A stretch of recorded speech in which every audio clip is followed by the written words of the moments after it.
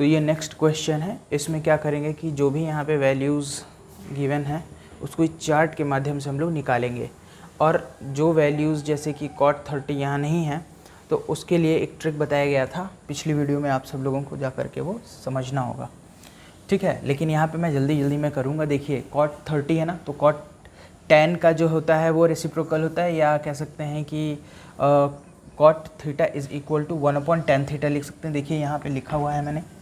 अब क्या करेंगे कि इसकी वैल्यू देखेंगे, तो tan 30 की वैल्यू सबसे पहले इस टेबल से देखेंगे। tan 30 की वैल्यू है 1/√3, तो यहाँ पे क्या लिखेंगे, √3 का स्क्वायर, क्योंकि ये 1/√3 जो है उसका वो हो जाएगा। अब देखिए -2 इंटू cos 30, cos स्क्वायर 30, तो cos 30 पहले देख लीजिए √3/2, तो यहाँ हो जाएगा √3/2 -3/4 sec 45, तो cos 45 पहले ढूंढना होगा, ये इसका रिवर्स 1/4 इंटू cosec स्क्वायर 30, तो sin 30 की वैल्यू 1/2, तो 2 स्क्वायर। अब इसको सॉल्व कर लेंगे, तो ये हो जाएगा यहाँ पे 3, ये हो जाएगा 2 इंटू 3/4 -3/4 इंटू 2 प्लस 1/4 इंटू 4, ये दोनों कैंसिल, 2 2 ज़ा 4, 2 2 ज़ा 4, 3 माइनस 3/2 माइनस 3/2 प्लस 1। अब क्या करेंगे, इसको जोड़ लीजिए पहले, 3 and 1 4 माइनस एलसीएम ले लीजिए, 3 3 6/2, that is 4 minus 3 which is equal to 1 answer. तो अभी ये क्वेश्चन नंबर 6 है। नेक्स्ट क्वेश्चन देखिए कैसे सॉल्व करेंगे। ये भी एकदम सेम वैसा ही है, सिर्फ वैल्यूज़ रखनी है, पर ध्यान ये रखना है कि ये दो अलग अलग ब्रैकेट्स हैं, तो इस बात का ध्यान रखना है। तो sin 30 देख लीजिए कितना है, तो sin 30 में 1/2, तो 1/2 का स्क्वायर हो जाएगा यहाँ पे, plus 4 cot square 45, cot square 45, तो tan हमें ढूंढना है, tan 45 ढूंढिए पहले, तो 1 है, तो 1 और उसका रिवर्स करेंगे या रेसिप्रोकल करेंगे तब भी 1 ही आएगा, उसका स्क्वायर करना है। अब देखिए यहाँ पे sec 60 है, sec स्क्वायर 60 है, तो sec cos 60 की वैल्यू ढूंढ लीजिए 1/2, just reverse of it then square. यहाँ पे देख लीजिए इस तरह हो गया, और cosec 45 मीन्स sin 45 की पहले वैल्यू देख लीजिए 1/2 1/√2 उसका स्क्वायर, तो sin 45 की वैल्यू 1/√2 है ना, तो 1/√2 का स्क्वायर क्या हो जाएगा, √2 इंटू sec 30, तो cos 30 में पहुंचना होगा, और यहाँ पे उसका 2/√3 हो जाएगा यहाँ पे। ये देखिए ऐसे सॉल्व करना है इन सबको, तो हो गया 1/4 प्लस 4 माइनस 4। अब यहाँ पे देखिए 2 इंटू 4/3, अब क्या हो जाएगा, 4 and 4 तो कैंसिल हो सकता है क्योंकि प्लस माइनस है, ये देखिए ऐसे ऐसे हो जाएगा, और यहाँ पे क्या हो जाएगा 8/3, 4 2 ज़ा 8, दैट इज़ 2/3 फोटोज़ ले लें। तो ये क्वेश्चन नंबर 7 है। देखिए लिखा है 4 cot square 30 degree plus sine square 30 degree minus 2 cos square 45 minus sine square 30 degree, sine square 0 degree. तो इसको सॉल्व करना है। देखिए कैसे करते हैं, सबसे पहले वैल्यूज़ क्या करेंगे, रखेंगे, लेकिन उससे पहले कुछ और भी चीज़ें हैं, इसको समझ लेते हैं। कि जैसे 1/ अगर कहीं पे लिखा है 1/cot थीटा, तो उसकी जगह पर हम लोग tan थीटा लिख सकते हैं। और अगर लिखा है 1/sin स्क्वायर थीटा या sin थीटा, तो उसकी जगह पर हम लोग देखिए यहाँ स्क्वायर अगर कर देंगे तो यहाँ भी स्क्वायर हो जाएगा। अगर 1/sin स्क्वायर लिखा है तो इसकी जगह पर हम लोग cosec स्क्वायर लिख सकते हैं। तो ये चीज़ें याद रखनी होगी थोड़ा सा। अब इस क्वेश्चन को देखिए, अब इस क्वेश्चन में क्या करना है, इन सब की वैल्यूज़ ही रखनी है आप लोगों को। तो 4 की जगह पर 4 हो गया, और cot थीटा की जगह पर आप लोग ऊपर में tan स्क्वायर 30 लिख सकते हैं। देखिए ये कैसे चेंज हुआ, इसकी तरह से बिल्कुल, प्लस 1/sin² 30 है ना, इसको आप लोग cosec² 30 लिख सकते हैं, -2 cos² 45 माइनस sin² 0, ये सारी रख दी गई। अब 4 की जगह पर 4, tan 30 की वैल्यू इस चार्ट से देखेंगे तो tan 30 1/√3, तो 1/√3 स्क्वायर प्लस cosec² 30, तो देखिए cosec² की जगह 1/sin² लिखा, तो पहले हमें sin थीटा की वैल्यू देखनी है।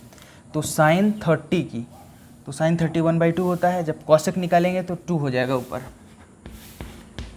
-2 इंटू cos² 45, तो cos 45 की 1/2 होती है, तो cos² की ये हो जाएगी sin 0 sin² 0 0 degree, 4 into 1/3 plus 4 minus 2 into 1/2, 0 तो लिखने की ज़रूरत ही नहीं, 2 2 कैंसिल, 4/3 प्लस 4 माइनस 1। अब क्या करेंगे, इसको सॉल्व कर लेंगे। देखिए 4 में से 1 जाएगा, क्या हो जाएगा 3, और प्लस हो जाएगा 4/3। अब इसको 3 3 ज़ा 9, 9 और 4 13 अपॉन 3, 9 and 4 13 अपॉन 3, तो ये हो जाएगा आंसर। तो जब कभी भी इस तरीके का क्वेश्चन है कि show that 1 minus sin 30 upon cos 60 is equal to tan 60 minus 1 upon tan 60 plus 1, ऐसे क्वेश्चंस को कैसे सॉल्व करते हैं। देखिए सबसे पहले हमें इधर वाला पार्ट सॉल्व करना पड़ता है, और फिर इधर वाला पार्ट अलग सॉल्व करना पड़ता है, और देखना पड़ता है कि दोनों की वैल्यू क्या बराबर है या नहीं है। तो उसको चेक इस तरीके से करते हैं। तो सबसे पहले हम लोग क्या करेंगे, तो 1 माइनस sin 60 लिख लेंगे, अपॉन लिखेंगे cos 60। अब इन सब की वैल्यूज़ रख के एक बार चेक कर लेते हैं। तो 1 माइनस sin 60 की वैल्यू आप जानते हैं कि √3/2 होती है, cos 60 की वैल्यू आप जानते हैं कि 1/2 होती है। अब इसको कैसे सॉल्व करना है, देखिए तो यहाँ हो जाएगा 2 माइनस √3/2, और अपॉन 1/2 है, तो ये इस तरह से लिख सकते हैं 2/1, ये कैंसिल, यहाँ बचा 2 माइनस √3, ये हो गई एक।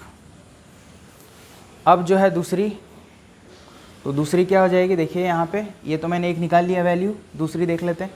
tan 60 minus 1 upon tan 60 plus 1,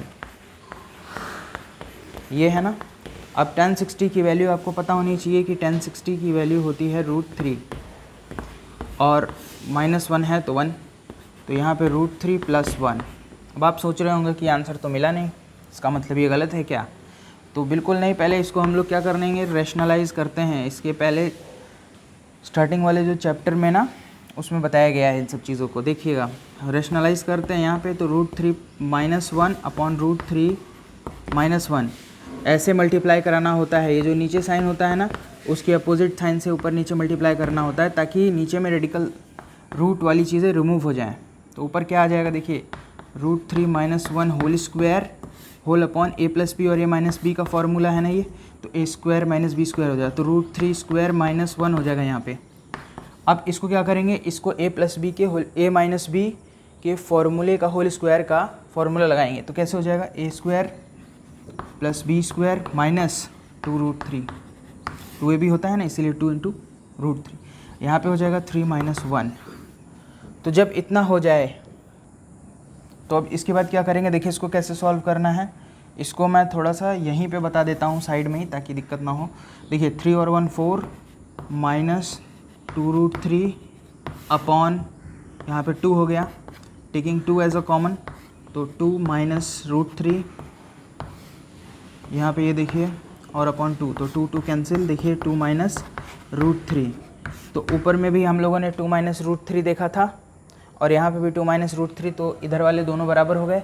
इसका मतलब क्या हुआ कि हम लोग ये कह सकते हैं कि 1 minus sin 60 upon cos 60 equal है tan 60 minus 1 upon tan 60 plus 1 के। हो गया। तो आज हम लोगों ने जितने भी क्वेश्चंस करे, उम्मीद है आप सब लोगों को काफ़ी वो चीज़ समझ में आई होगी और इसी तरह से आपके सामने वीडियोस आती रहेंगी। आप सब लोग हमारे चैनल के साथ बने रहें और यदि आपके मन में इससे रिलेटेड या कुछ चीज़ें नहीं समझ में आई हैं तो उसे कमेंट में हमें बता सकते हैं, या किसी और भी क्वेश्चन में प्रॉब्लम है तो उसे भी बता सकते हैं। बाकी आज मैंने जो है क्वेश्चन नंबर 10th तक का करा दिया है और उसके बाद नेक्स्ट जितने भी उसमें की क्वेश्चंस बचे हुए हैं जो आप सब लोगों को थोड़े बहुत टफ़ लगते होंगे तो वो सब भी यहाँ पे बता दिए जाएंगे, ठीक है। तो बस मैं आज के लिए इतना ही कहता हूँ, फिर नेक्स्ट लेक्चर में हम लोग साथ में मिलेंगे। तब तक के लिए धन्यवाद।